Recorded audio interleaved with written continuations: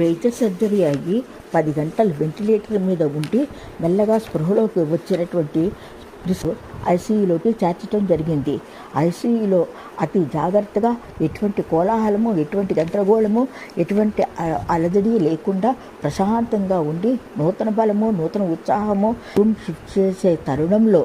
major surgery success అయిందని, ఏ విధంగా ventilator మీద నుంచి ఆమెకు స్పృహ వచ్చినందుకు ఆమెకు కూడా మనసుకు పొడిచినటువంటి మెడికల్ స్టాఫ్ యొక్క కేవలం వ్యక్తిగత కోపంతో నిర్దాక్షిణ్యంగా ఒక పేషెంట్ యొక్క అందచందాలు రూపాన్ని ఆధారం చేసుకొని మాటలతో పుల్లబడుస్తున్న మాగేదే అని పిలువబడి ఆమె చెవుల్లో సీసం పోస్తుంటే 10 గంటల వెంటిలేటర్ కోలుకున్న పేషెంట్ యొక్క చెవుల్లో హాలాహలము నింపుతున్న ఇహలోక దేవదూతల చర్యలతో సర్జరీ పేషెంట్